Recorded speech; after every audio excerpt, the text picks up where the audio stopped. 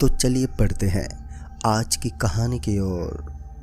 दोस्तों, आज की कहानी पहाड़ी इलाकों में बसे एक ऐसी एरिया की है जिस पर आज भी डर का एक ऐसा तूफान मंडराता है जिसके बाद इस एरिया में कोई भी अपने कदम नहीं रखता।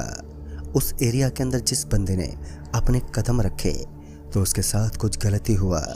सोनू और उसका दोस्त नवीन दोनों घूमने के लिए एक अच्छे स्थान पर जाने वाले थे। दरअसल काफ़ी दिनों के बाद में दोनों दोस्तों को इतना वक्त मिला था कि वो कहीं एक अच्छे स्थान पर घूमने जा सकते थे। दोनों की चाहत भी किसी पहाड़ी इलाके से जुड़ी हुई थी और बाद में उन्हें एक पहाड़ी इलाका मिला जिसे लोग रोघटपुर के नाम से पुकारते थे। लेकिन वहीं कुछ लोगों का मत था कि ये इलाका अपने नाम से नहीं बल्कि अपनी करतूत से बदनाम है। सोनू और नवीन को इन बातों से कोई फर्क नहीं पड़ा। उन्हें बस घूमने का कोई अच्छा एरिया चाहिए था जो उनको मिल चुका था। फिर वो दोनों अपनी गाड़ी लेकर रोघटपुर के लिए निकल पड़े। उनके गांव से वो पहाड़ी इलाका तकरीबन 125 किलोमीटर की दूरी पर था और ऊपर से उनकी गाड़ी भी इतनी ज़्यादा अच्छी नहीं थी कि वो उन पहाड़ी इलाकों में सफलता से चढ़ सकें। उनकी कार एक अच्छी खासी रफ्तार में दौड़ते हुए आगे बढ़ सकती थी, लेकिन पहाड़ी जैसे इलाकों पर एक पुराने इंजन का चढ़ पाना बेहद ही मुश्किल था। तभी सोनू ने अपने दोस्त की गाड़ी मांग ली और सोनू और नवीन दोनों को काफ़ी अच्छे से ड्राइव करना आता था, जिस वजह से उन्हें ड्राइविंग की तो कोई चिंता नहीं थी। शाम के लगभग 4 बजे के आसपास ही दोनों अपने गांव से निकल पड़े।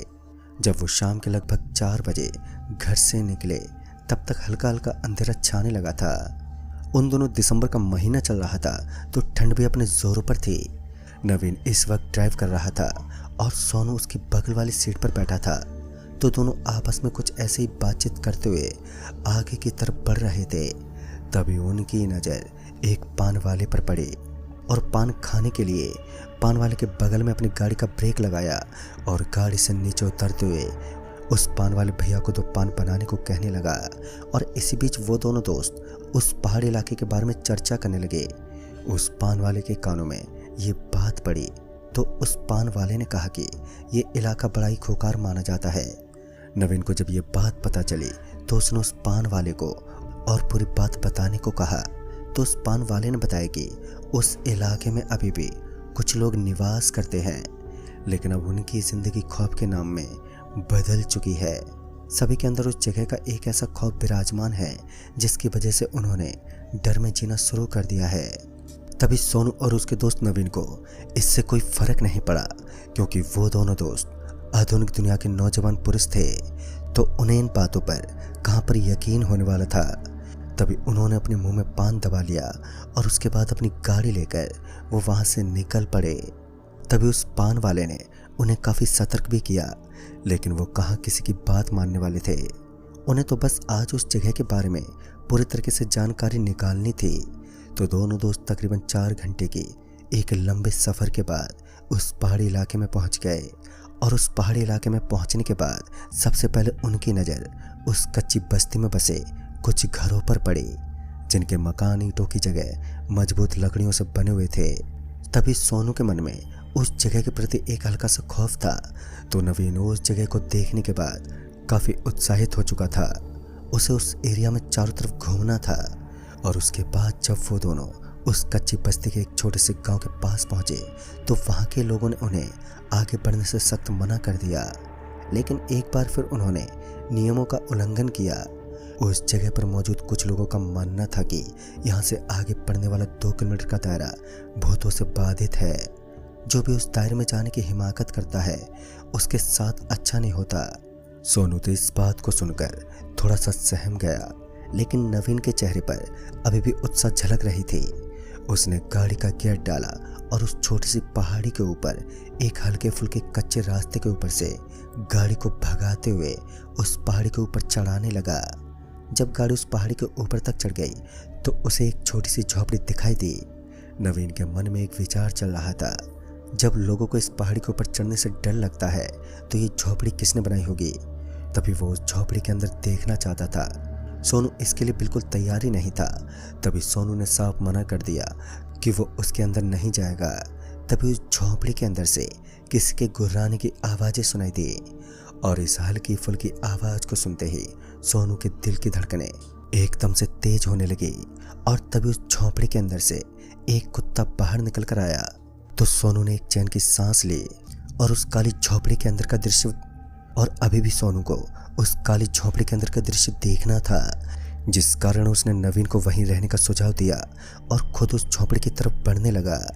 नवीन अपने पैरों को आहिस्ता आहिस्ता उस झोंपड़ी की तरफ पटक रहा था।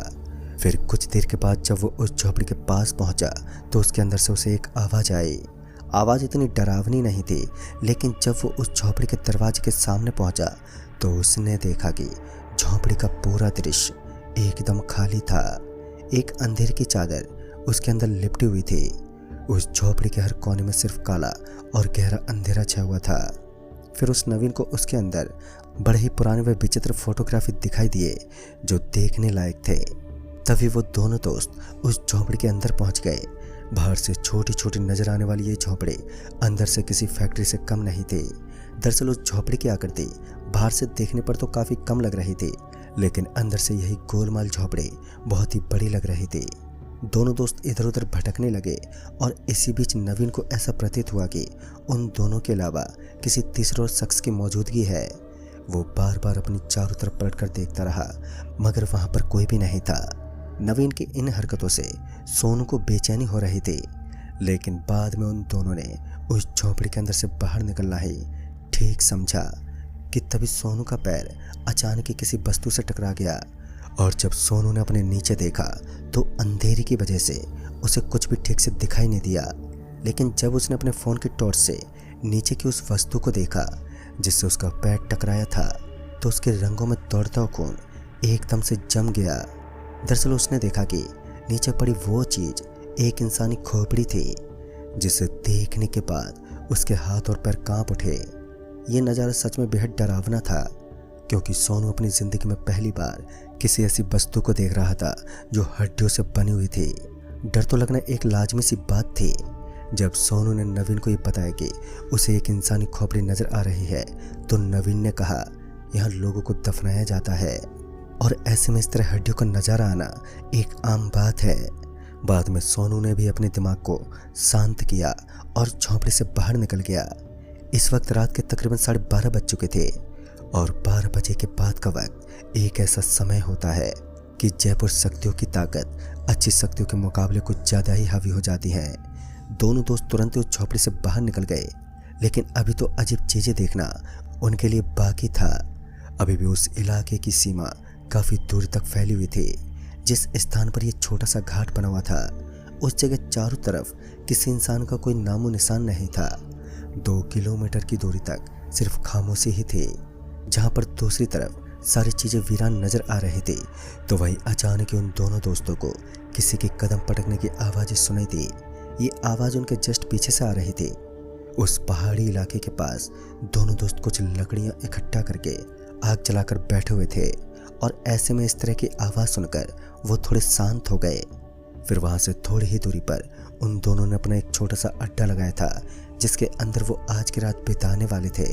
लेकिन ठंड ज़्यादा होने की वजह से उन्होंने आग जलाकर बाहर बैठने का निश्चय किया था। लेकिन अब इस जगह पर होने वाली छोटी मोटी हलचल से सोनू और नवीन के जहन में डर पैदा हो रहा था। सोनू अभी भी अपने हाथों को आग के सामने किए बैठा था, लेकिन नवीन बार बार पीछे मुड़कर देख रहा था कि कहीं कोई इधर मौजूद तो नहीं है। लेकिन इस बार इलाके में दूर दूर तक किसी इंसान की मौजूदगी ना के बराबर थी। और इसी बीच नवीन की नज़र एक जानवर पर पड़ी जो दिखने में किसी भालू जैसा लग रहा था। ऐसा लग रहा था मानो वहाँ कोई भालू घूम रहा है, और पहाड़ी जैसे इलाकों में किसी जंगली जानवर का मौजूद होना एक आम बात थी, एक आम बात होती है। और नवीन ने अपनी ज़िंदगी में कभी भी भालू जैसे जानवर को देखा नहीं था, जिस कारण नवीन को उसकी पहचान के बारे में भी बिल्कुल भी मालूम नहीं था। नवीन एक बार फिर उसी जंगली जानवर को देखने लगा, लेकिन अब वो वहाँ से गायब हो चुका था। नवीन को लगा कि शायद वो जानवर यहाँ से गुजर चुका होगा। तभी नवीन सोनू से कहने लगा कि देखा, लोगों के अंदर इस इलाके के प्रति झूठा डर बसा हुआ है। असल में यहाँ पर किसी चीज़ की मौजूदगी है भी नहीं, एकदम शांति और सन्नाटा है। पहाड़ के ऊपर अमूमन ठंड ज़्यादा नहीं होती।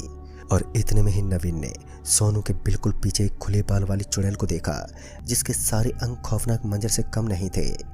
नवीन की पलकें एक पल के खातिर बंद हो गई। जब दोबारा उसने अपनी आंखें खोली तो वहां पर कोई नहीं था। नवीन खुद पे खुद बड़बड़ाते हुए बोला, ये मेरा भ्रम था और कुछ नहीं। तभी वो अपने आप को ही शांत करने की कोशिश कर रहा था। खुद की जिंदगी जब दांव पर लगी हो तो डर लगना एक लाजमी सी करतूत होती है। सब कुछ खामोश था। तभी सोनू बोल पड़ा, क्या हुआ, कोई भूत दिख गया क्या? जहाँ कुछ पलों पहले सोनू भूत प्रेत से मात खा रहा था, तो अब उसके जहन से इस जगह के प्रति सारा खौफ खत्म हो चुका था। लेकिन वहीं दूसरी तरफ नवीन को डर लगने लगा था। वो जान चुका था क्योंकि उसके अगल बगल में कोई बुरी शक्ति का साया मंडरा रहा है जो बेहद ही खौफनाक है।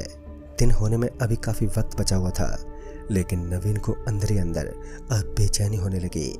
तभी वो जल्द से जल्द इस जगह से निकलने की फिराक में था। फिर नवीन को किसी के छन छन पायल की आवाजें सुनाई दी और इस आवाज के सुनते ही नवीन के हाथ पैरों में कपकपी छूटने लगी। उसे अंदर ही अंदर इतना तो पता चल चुका था कि उसने इस जगह पर आकर एक बड़ी गलती को अंजाम दिया है और साथ ही उस दिन सोनू की जान को खतरे में डाल दिया।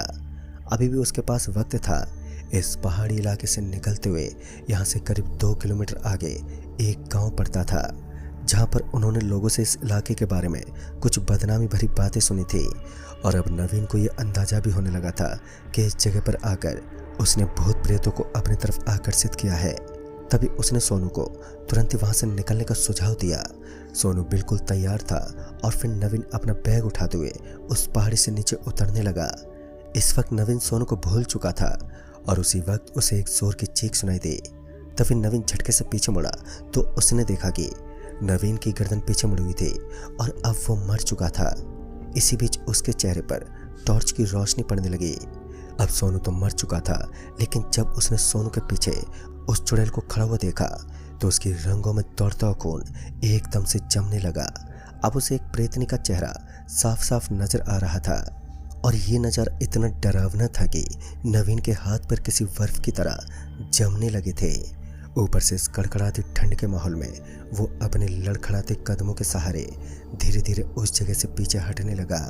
लेकिन तब तक गांव के कुछ लोग उसके पास पहुंच गए और उसके करीब पहुंचने के बाद सबसे पहले उन्होंने सोनू की लाश की तरफ देखा। फिर नवीन को उसी वक्त वहां से एक सीरियस अवस्था में झोपड़ी के अंदर लेकर पहुंचे जहां उनका गांव बसा हुआ था। गांव वालों के अनुसार कुछ सालों पहले वहां एक तांत्रिक औरत रहती थी जिसने अपनी तांत्रिक शक्तियों से गांव के बच्चों को मारना शुरू कर दिया। उसका क्या मकसद था ये तो कोई नहीं जान सकता, मगर जब गांव वालों को पता चला कि यह औरत कुछ गंदे कामों को अंजाम देती है तो गांव वालों ने मिलकर उसे तड़पा तड़पा कर मार दिया। उसके बाद से उस औरत की आत्मा उसी इलाके में भटकती है। सोनू की मौत के बाद नवीन तो अपने घर लौट गया, लेकिन इस मामले की जांच पड़ताल की गई तो मौत का जिम्मेदार किसी जंगली जानवर को ठहराया गया। लेकिन आज भी सोनू की मौत का जिम्मेदार नवीन खुद को ही मानता है। अगर उस दिन सोनू के कहे अनुसार वो उस पहाड़ी पर नहीं पहुंचता तो शायद सोनू की जान बच सकती थी। लेकिन ये भी सही है कि इंसान की किस्मत में जो लिखा होता है तो उसे कोई टाल नहीं सकता। तो दोस्तों, इस कहानी में बस इतना ही। तब तक के लिए बाय।